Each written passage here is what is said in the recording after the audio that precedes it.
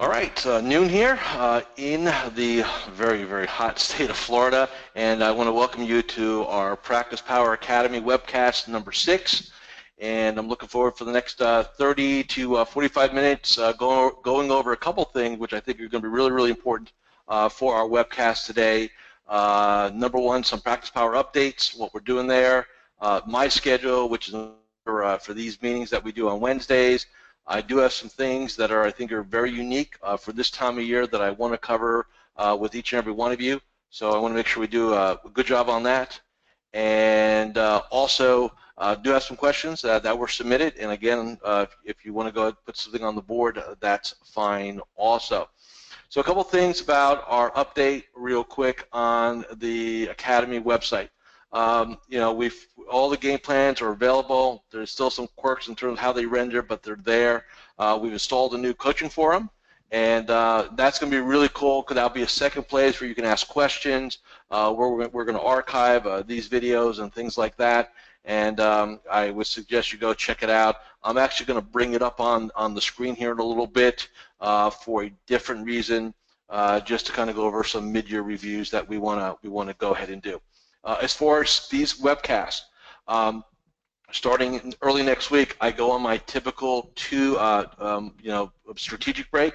So our next coaching webcast is going to be Wednesday, July 6th. So right after the 4th of July holiday, that Wednesday is when we get started again. So the way the invites are probably going to work, quite frankly, is you'll get an invite on Tuesday, and then get an invite on the morning of the actual webcast like we did today. So if you're around, great. They're always going to be at noon Eastern. It's a good use of 30 to 45 minutes of your time to come in and work on your business. So with that being said, let's go on to really what I wanted to cover this week. Right, basically is we'll talk about halftime. Want to talk a little bit about mid-year review. And then what I want to do is talk a little bit more about the different types of days and time. Some of you have heard me for long periods of time talk about strategic and tactical time and, how to work in and work on your business and get some downtime and things like that.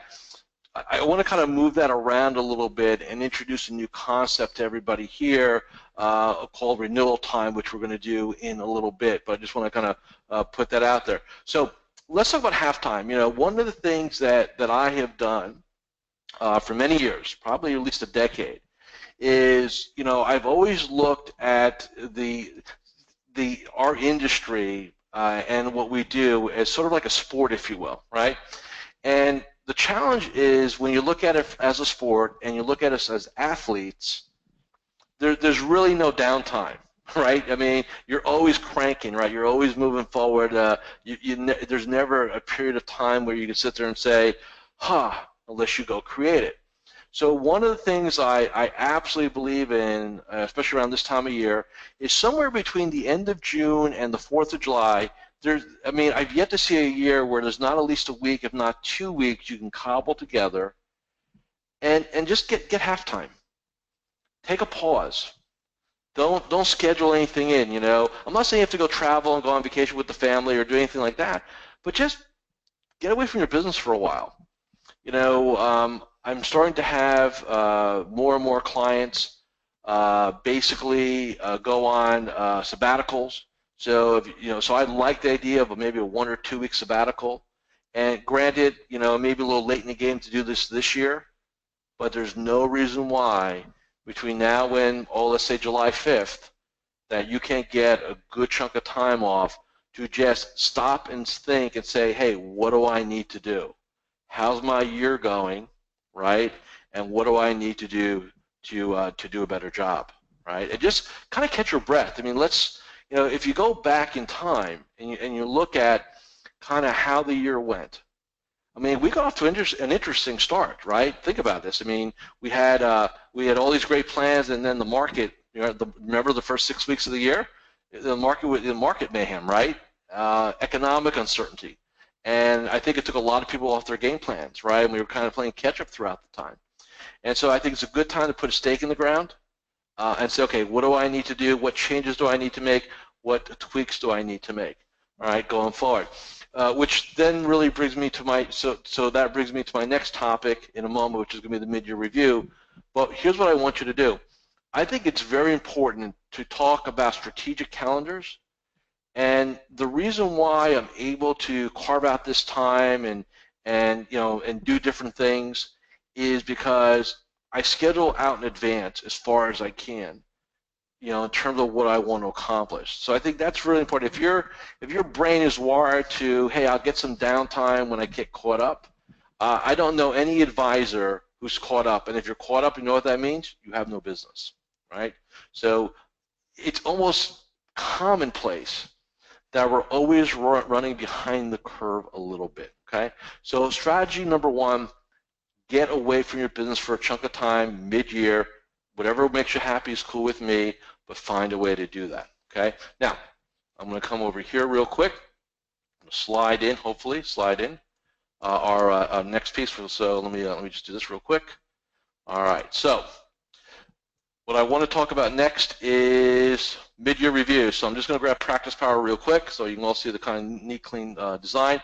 So one of the things that I recommend to all my clients to do between now and somewhere in mid-July is to execute a mid-year review. So that means you pull your business plan out, you take a look at what you wanted to accomplish, and you actually execute a formal review/benchmark process. So what I'm going to do is show you where it is, walk you through some of the steps, and that way you have it. So you go to Business Plan Builder, basically, and we're actually putting a new video up there, so you can ignore that. But you can either grab the PDF here, which will give you all the forms.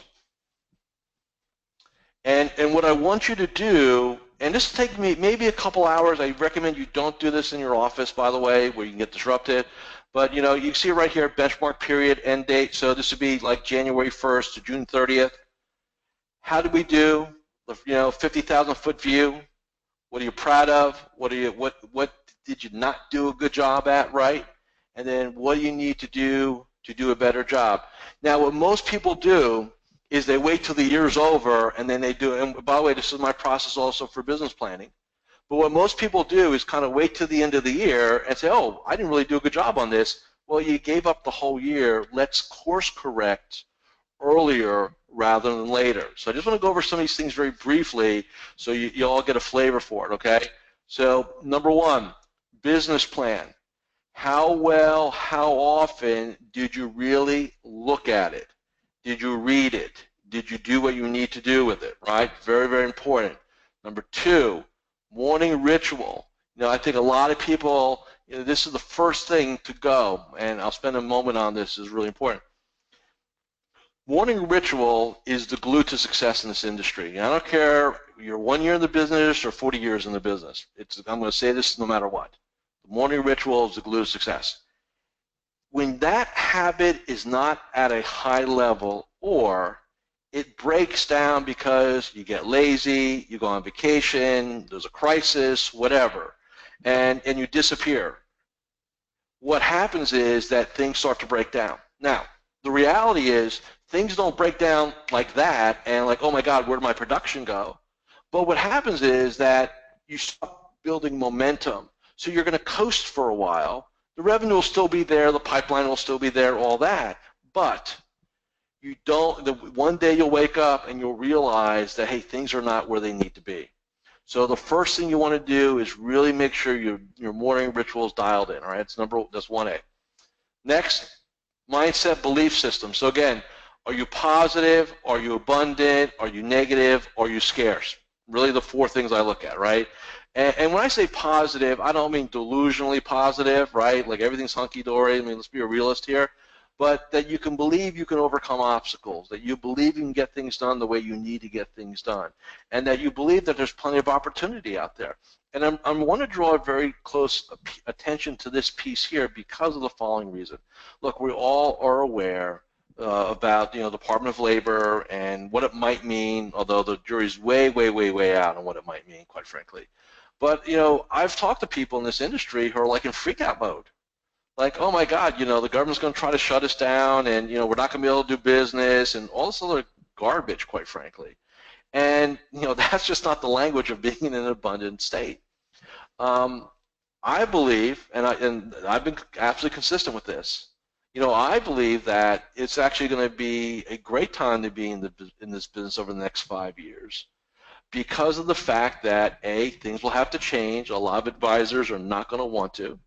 You're still going to have the baby boomers retiring, right? And it just is going to create an interesting place where you have less advisors but more need. And that's going to create some very unique and interesting opportunities. So I think we're ready to enter a renaissance / golden age of our industry in the next couple of quarters, if you will. Next benchmark, morning daily game plan. Again, how well are we operating with it? Very, very important. Benchmarks in terms of financial plans, business budget. It's fascinating to me. One of the things that kind of stick. There's a couple of things that I always kind of like, wonder why it is the way it is. This is one of them. How does an advisor go to a prospect or a client and say, hey, what are your financial goals? Let's do a plan. Let's do it, whether it's a full-blown financial plan or a retirement income analysis or a tax analysis, whatever it happens to be, right? And you don't have your own. You don't have your own plan. You don't it's like you're incongruent. It's like going to a doctor who's 500 pounds. And you want to tell the doctor to make you healthy, and you look at the doc and it's like you're in the coffin, dude, and you're almost there. Like you'd never take that person seriously. You can't come from a position of power and congruency unless you practice what you preach. You got to eat your own cooking. Bottom line. Next, business budget. We're in business, so I don't care if it's QuickBooks, FreshBooks, Excel file. I guess I don't know why would anybody want to do that with all the great tools that are almost free online to do stuff with, right? But have that data available. So important. I mean, some of you, and I say this respectfully, I'm like not picking on anybody specifically, but I run across people in this industry who don't know how much money they make. They have no idea of production, where it came from, is it right, accurate, all those things, right? Come on. Let's either we're in business or we've got a very decently paid hobby. Which is it? Bottom line. Next benchmark, healthy lifestyle, right? You want to make sure on that. This is a business of physical and emotional energy. And so if your butt's being kicked in the afternoon and you don't feel like getting on the phone or don't feel like dealing with people, you are paying a very, very, very expensive price for that. And you need to be aware of that. Okay? Next benchmark, business development. So what are we doing in terms of referrals, online, events, what's our newsletter look like, optimization? What are we doing to really execute what we need to this year? So again, want to be very, very, very clear on that in terms of that. Personal development game plans. Again, what are you doing to make yourself better? Obviously, you're investing in coaching because you're here, so we don't need to talk about that. However, as a rule, just so everybody knows kind of where I come from with this, I believe that every advisor should take 5%, so 5% of their gross or 10% of their net, or somewhere in between, compromise if you want, and that becomes a budget, that becomes a line item to go get yourself better.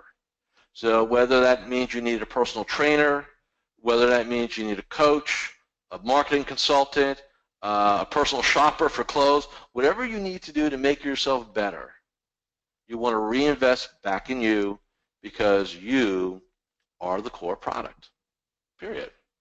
Okay? Next benchmark, principles of influence and meeting mastery. Everybody thinks they're a great salesperson or they're great in front of people, and I'm sure most of you are, but you got to remember that the buyer changes, right? The consumer does evolve, right? They come in today not knowing anything. In fact, most of the prospects you run across today are overeducated.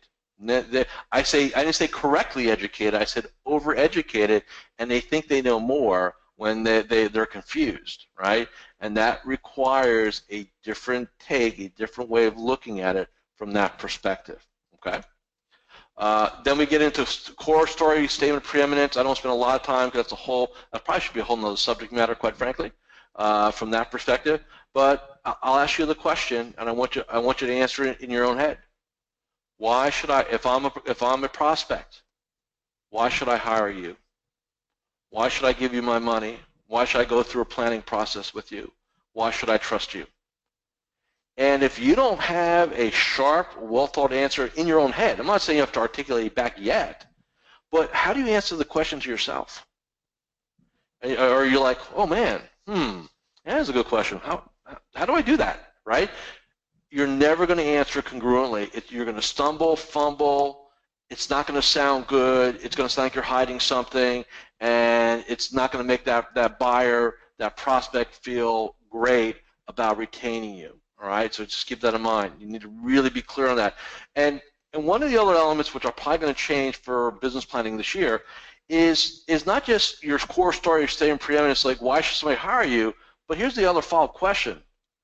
Why do you deserve it? Why do you deserve the business? So think about that, right? A couple of things real quick. Technology, 21st century practice, right? Are we always looking at being on leading edge of that type of material, right? Are we always looking to do that? Incredibly important, right? When I have clients that are evaluating platforms, broker-dealers, custodians, firms, stuff like that, you know, one of our key things is we want to look at their technology suite. We want to know how virtual we can be. You know, what are you bringing to the table? That's for an advisor today. Next to payout and product availability or platform availability from a client perspective, technology platform is a huge thing these days, and will become, I think, a bigger thing as we go into virtual reviews, video conferencing, having an in-house robo platform option, right? All those things are going to make it even more important that we go ahead and understand that we, as the advisor, need to really be looking at our own technology on a regular basis, right? Next benchmark is team platform. Team is the human beings either inside the team or your partners. So let me explain what I mean by that. Inside the team are people that you hire, right? They are either in your office or they're virtual. And then partners are your coach. You may have a insurance consultant, a college planning consultant, favorite wholesaler that you partner with, CPA, estate planning attorney, like who's on the team, right? Inside, outside, right?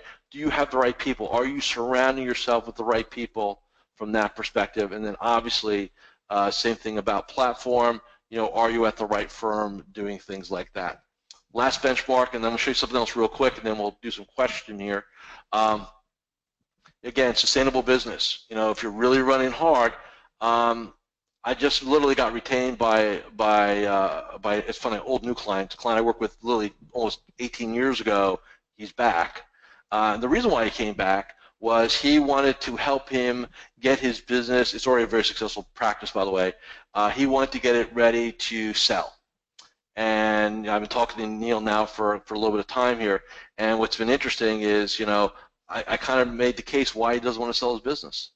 Let's just make it more sustainable. You can't, best case scenario on a monetization is a 2 times trailing 12 valuation. And if you're inside of a wirehouse, it's ordinary income. If you're outside, at least it's a capital gain, so it's a little bit better there.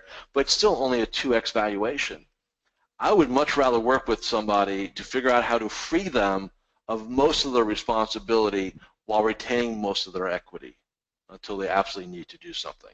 So again, sustainability, incredibly important that we get around that. Yes, Kate, we are recording this from that perspective. I just got a question on the board. Yeah, this is being recorded, and replays will always be made available to you probably within the next 7 to 10 days from that perspective. Okay.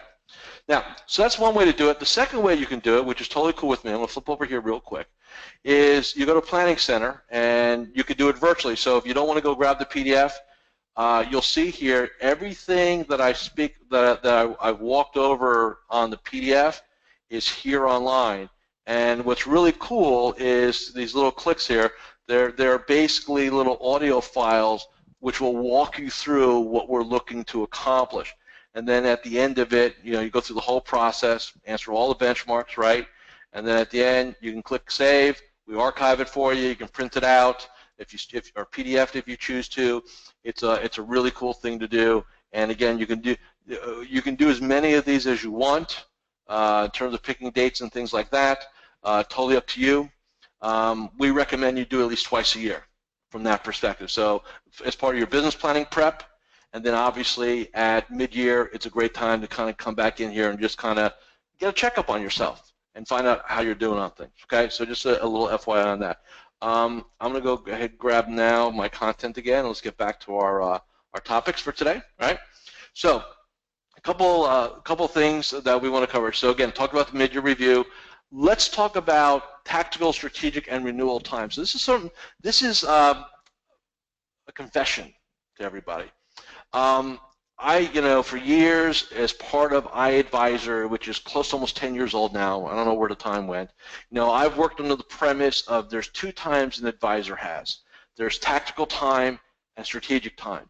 Tactical time is when you're grinding, right? You're doing your touch base calls, you're prepping, you're doing reviews, you're seeing prospects, you're knee deep, right? It's like the surgeon's in the operating room, right? We're just rolling with it and doing everything like that, right? Very, very cool. And most of you, that is your default way you've operated your entire careers. And it's okay. However, when we add strategic time into the mix, so the old definition of strategic time was three things.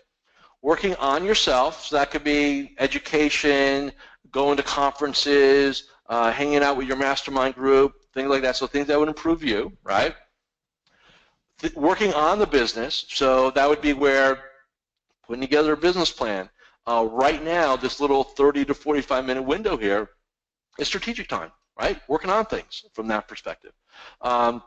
So working on the business plan, tweaking the website, segmentation, creating your investment models, whatever it is, right? So working on improvement, process improvement, strategic time. And then the third element I had under the old model was downtime. Here's what happened. Here's the problem with that concept. Most of my clients, including myself, looked at strategic time in this order. Working on the business, working on ourselves, maybe get a little downtime down here, right? And it would turn into project days, and it hit me a couple months ago, actually. I was driving with my wife. I forget where we were going. We're just driving around, and I was talking about my strategic breaks that are coming up and stuff like that. And she as those of you who know her, she'll say it bluntly, you talk about strategic time, and all you do is work on projects. You don't take any downtime. And I thought about it. I said, that's not true, right? Because we always want to deflect. No, that's not true. Of course I take time away. But then I really started to think about it, and I literally, for almost 6 to 8 months, went back through all my strategic breaks and looked at exactly what I did and realized that she was right. That I'm either visiting clients, working on projects, doing things like that. And to me, I don't work. What I do is my passion. So I don't view this as a problem, right? But what I realized was that everybody has to get away from their business. You have to walk away. I don't care if it's for a couple days, a week, whatever you need to do. And look, when I say walk away, let me be very clear. If you're like me and an entrepreneur, and you all are entrepreneurs, by the way, if you're in this business, whether you want to wear that badge or not, there's never really probably even a several-hour block of time that you're conscious, okay, not sleeping, conscious, that you don't think about your business. In fact, to me, I don't think there's an hour of a day that goes by that I don't have some sort of business thought. Now, it doesn't make you weird. It doesn't make you wrong. Just means that this is what you are. Being an advisor, like being a coach, is not a job. It's a lifestyle. It's a vocation. It's a passion. You don't just shut it off at 5 o'clock. It just doesn't happen that way, right? So getting back to renewal time, so one of the things that I realized the flaw in my process and my thinking and my strategy was that it was easy to take strategic time and just co-opt it into projects. So now I've created another timeline called R time or renewal time, which is pure, don't touch. You can think about the business because you're going to do it anyway, whether you're reading a book, having a cocktail on the beach, whatever, you're going to be thinking business, but you're not going to be touching it. And the key about renewal is you're not allowed to be in and around your place of business, right? So for me, working out of a beautiful, here in my home, renewal time is I'm not home.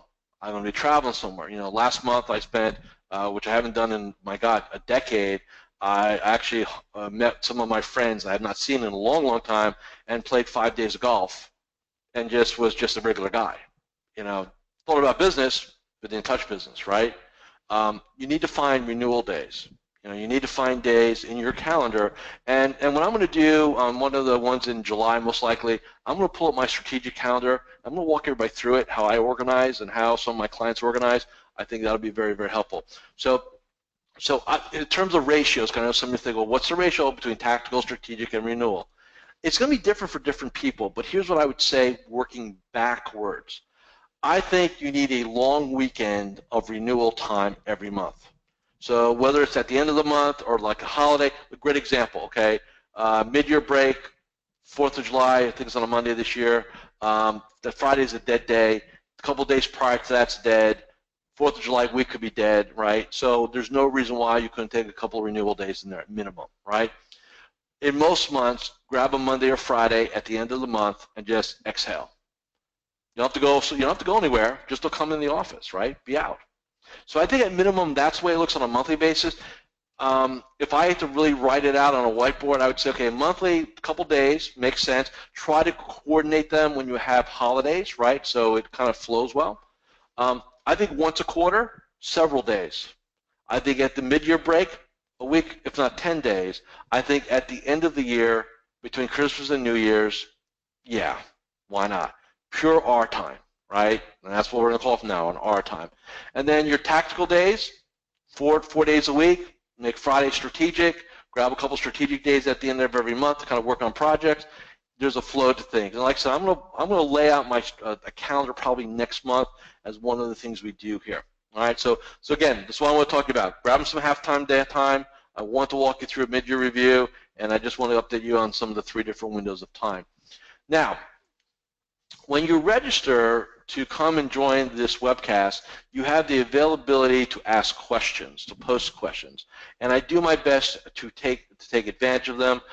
Typically, if you're here, I always like to invite you on the call, so you can go ahead and basically, help me clarify exactly what you mean. So, Don OC, which I know what that stands for.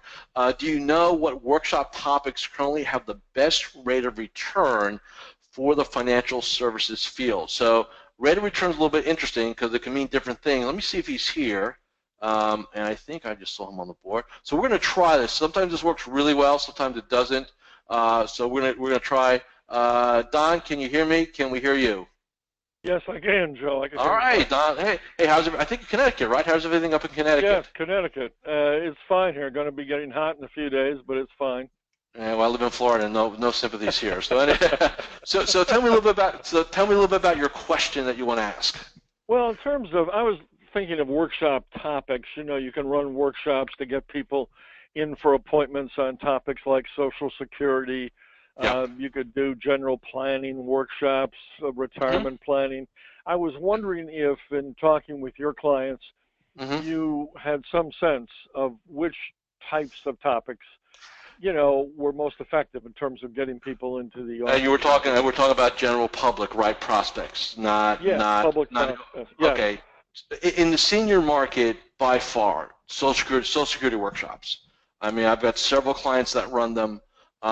Very well attended always. The challenge is always kind of to pivot the Social Security analysis, right, into a planning engagement. That's a different question, quite frankly. So as far as getting people to come out and want to hear a topic, I would say Social Security by far would lead even over income planning, retirement planning, financial planning, all that, if we're going to operate in that rollover / senior market for the most part.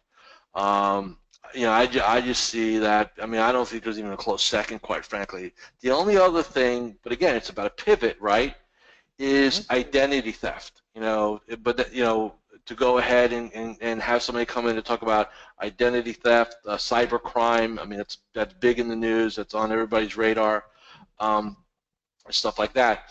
what I personally like, and you didn't ask the question, but I'll put it out here to everybody, and hopefully you'll find value in it too.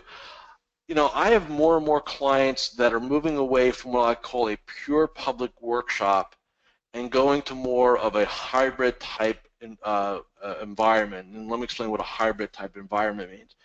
It's an environment where they will do a short educational program that will include inviting clients, having clients, invited guests, if they're so motivated to do so, and obviously not everybody does.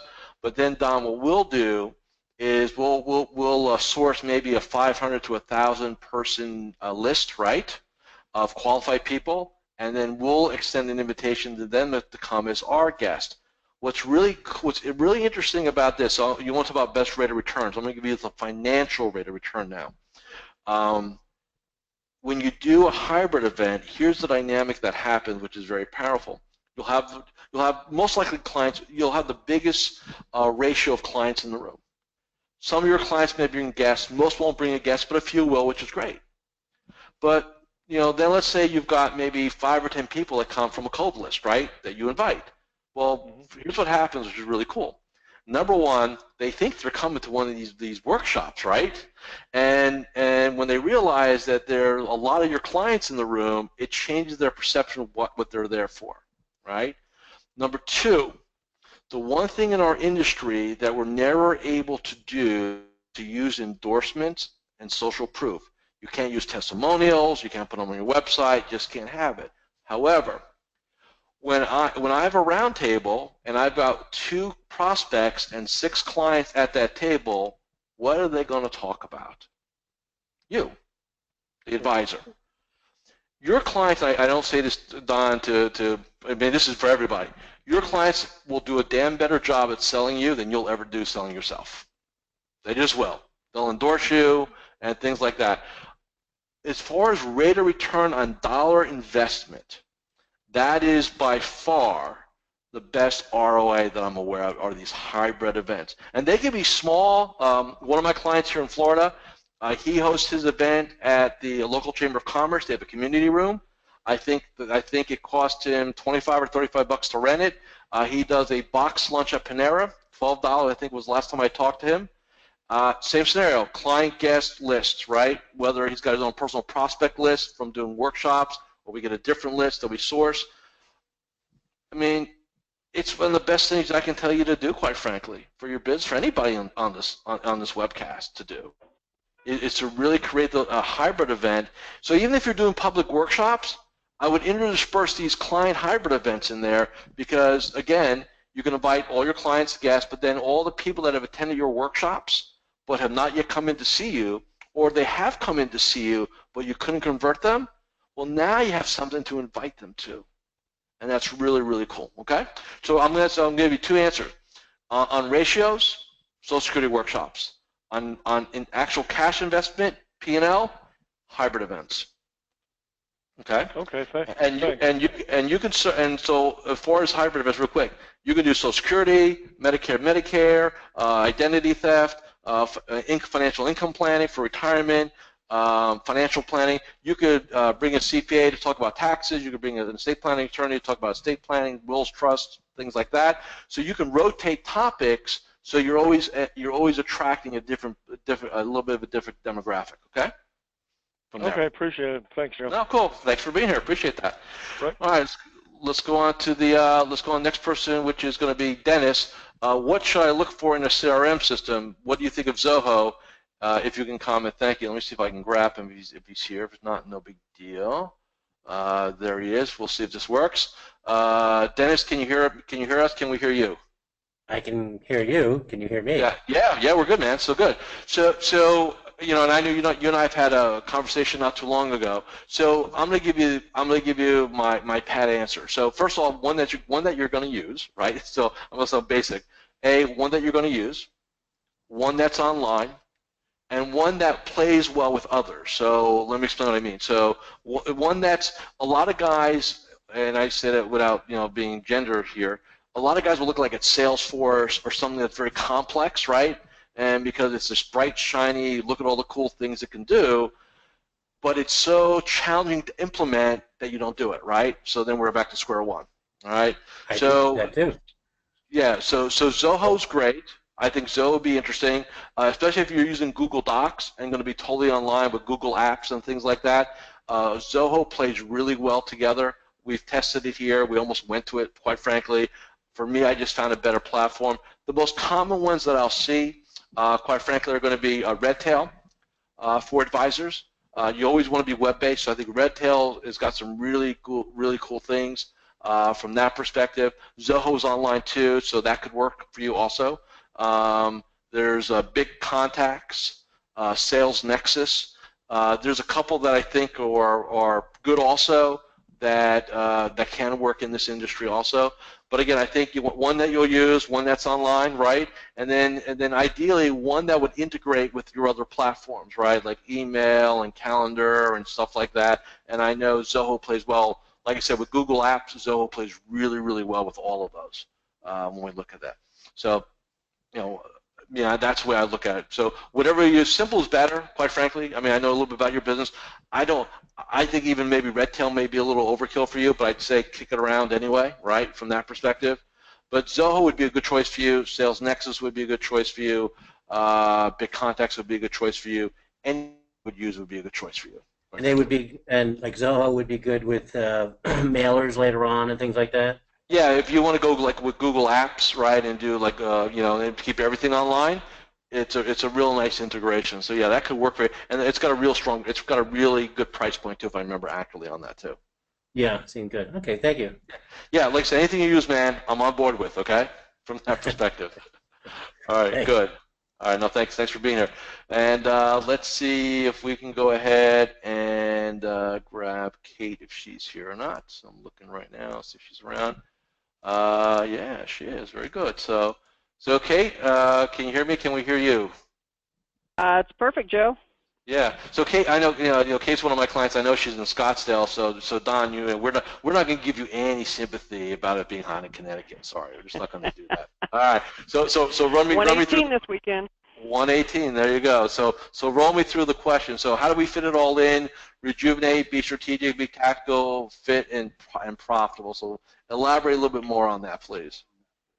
You addressed some of it today, Joe, in what you were covering in terms of the different types of time. But one of the things I'm finding a challenge with is able to do the morning ritual, but I'm not able to really get that true fitness aspect in. Trying to figure out how to do that, and even to the point where should I be going and doing my fitness in the afternoon and only doing online meetings after that? Great question. So look, I know your business obviously pretty well. So I'm going to answer the question this way. I think we have to try a couple different things and test a couple different things. Okay. Because again, not all things fit for all people. Some of my clients will make that part of their morning ritual. They have time to do that. It works for them, so they do it, and so great, that works. Others will take their day. I tend to do this by the way, personally myself. I have a chunk of time midday where I kind of take my day and say, okay, here's my AM day, here's my PM day, and I take a chunk of time. For me, it's about 2 hours. So I'm in my office at 6 a.m. My calls start at 9. I roll to 1. 1 to 3 is my break, and I roll till 7. Okay, after that. And it's either doing calls like this, individual calls. Okay, you know what I do. So you get all that, right? So for me, I need the morning for my creative genius time, right? And not to be sweating, right? So I do that midday, and it breaks my day up, and I feel rejuvenated for the second half of the day. So that's option number 2. Option number 3 is to do it at the latter part of the day, although I'll tell you, if you got family and kids, and I know you do, usually the latter part of the day is the worst time to even try it because, too many other things get in the way, right? It's easy to blow it off. So Right. I would say to you, I think we have two choices. Either in the morning, and that means you start your day a little bit later, but we check all the boxes, or we don't even try to deal with it in the morning, and we kind of, like you said, we kind of do it midday or somewhere in that window, if you will, and then the rest of the day, we'll be in admin mode, phone call mode, virtual mode, right? So we don't have to worry about, our physical appearance and things like that. That's something we could try. I have a tough time thinking in your world that after office hours, before home would make sense. I just think you'll be pulled in too many different directions, right, from that perspective. Right. I found that it doesn't work then. Yeah, so I think we got 1A, 1B, quite frankly. I mean, that's the only two choices we really have, is to either tweak the morning ritual and to start a little bit later, which is fine. I find, again, time is a misnomer anyway. So I would always rather have somebody fully energized with less time in the office than feeling like crap with a lot of time in the office, because the first scenario will get a lot more done than the second scenario from a deliverable standpoint. Okay. Okay. So thank you, let's test. So let's test. I mean, that's all we can do. All right. Very cool. All right. Good. If there's any questions, I'll give it another minute or two on the board here. If you want to pop something in there, through the GoToWebinar app, I'll be happy to address a quick question. Last thing before we wrap up today, again, I always want to keep these to about 30 to 45 minutes, get everybody back to work. And this is not for right now, but just give me a heads up. I brought this up on the last webcast. I was toying around with the idea of offering a limited number of lifetime memberships to PracticePower Academy. Here's going to be the deal when we're ready. We're not ready today. If you want to be a member forever, and we've had PracticePower now for 8 years. I'm going to do this for another 25 years, so it's going to be a pretty good deal if you look at it that way. $1,500 one-time investment versus what we'll do annual or monthly. So it's one and done. And to celebrate the launch, I'm going to throw in a month with me personally, not one of my coaches, but you'll get to work with me personally. That may scare some of you. I don't bite typically, so don't worry about that. But when we're ready, we're going to roll it out. I just want to make you aware of it. I'm not going to go into any more elaborate. We did get a question here from Paul. Do you see doing new business development daily, or is it better if you focus? Let me see. I got to pull this up here. Focus on a specific time of day, half day, stuff like that. Well, let me see if I can pull. Let me see if I can pull Paul in. Maybe I can. Maybe I can't. There he is. Let me see. Let's see. Paul, can you hear me? Can we hear you? Can you hear me, Joe? We're good, man. So elaborate. Yeah, let's hit it. Go ahead. Well, I just get so caught up in my touch base calls, and a lot of times I'll have this stack of my new business development stuff, but I need to, spend more time concentrating on that because everything else is prepped for me in my touch base calls from my CSA. So I just wonder how I can get more efficient at this new business stuff. No, good stuff. So let me ask. I'm going to hold everybody here for a couple of minutes. So just hang with me. This is going to be good. So trust me, it'll be worth it. Hang for a second. So Paul, when you say you're prepping for your touch-base calls, what do you mean by prepping? Talk me through that a little bit. Well, I mean prepping on my new. I need to prep on my new business calls more. But you made a comment that I'm spending time prepping for my touch-base calls. That's what you also said. Oh, I'm sorry. I misspoke then. My CSA is prep. My CSA preps everything for me for my touch-base calls. Touch-base calls. Yeah. Okay. So in your touch-base calls, are we talking about introductions during those touch-base calls? Yes. All right. So we have business development there, right? So we have that. Yes. So that's cool. So what you're saying is I've got a follow-up on these people list, right? For lack of a better term. Like a pipeline list. Yeah. Like a pipeline list. Okay. So. I've said this for 20 years, and I think it'll always hold true for the most part. Marketing / business development in the morning, admin in the afternoon. So my recommendation to you would be to grab, and I think, and I agree with you, it has to be something that's scheduled. I think you need to go into your calendar and grab a 30-minute slot. I mean, an hour is a nice idea, it's not usually practical for most people, but grab a 30-minute slot and attack that list, right, as early in the day as reasonably possible. So that way you can check the box, right? Because at the end of the day, whether you do a touch-base call today or tomorrow, it's probably not going to matter in the grand scheme of things, as long as it happens.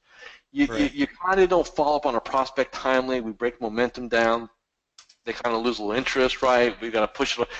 So when we're in a prospect or selling situation, momentum means everything.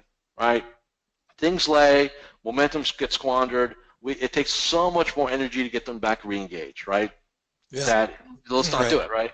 So I would say, Monday through Thursday, half-hour a day for sure. Some of my clients will also take Friday, even though we like to think of it as a strategic day, to go ahead. And I personally like doing what I call marketing or business development calls on Fridays. A couple of reasons. Number one, I'm in a good mood. Number two, the person I'm calling tends to be in a good mood, right? It's Friday, right? Yes. And you know, sometimes you can get a little bit of a different outcome because people's psychology is a little bit different on a Friday versus like definitely versus like if you didn't want to do these on a Monday, totally cool with that, right? But Tuesday, Wednesday, Thursday, maybe on Friday, maybe Friday an hour window, right, to really kind of hone it in. I like that idea because, you know, to me, like I just said, everybody's in a better mood, but you get a couple of wins going into the weekend. You get some movement, right? Hey, yeah, Right. let's schedule a meeting. It's always going to make you feel good about going into the weekend, no matter what happened during the week, right? And I think that's really, really, really important sometimes. So I would say half hour every day. If you want to blow Monday off, I'll be okay with that. If you want to grab an hour on a Friday to really put it in there, I think that would be prudent to do also. And I think you get a lot of good results of that. Thanks a lot, Joe. I know. Thanks. Well, thanks for being here. All right. So, all the questions have been handled. We're good. And just, like I said, just as a reminder, I am going to be traveling the next 2 Wednesdays. I feel like I'm going to be, frankly.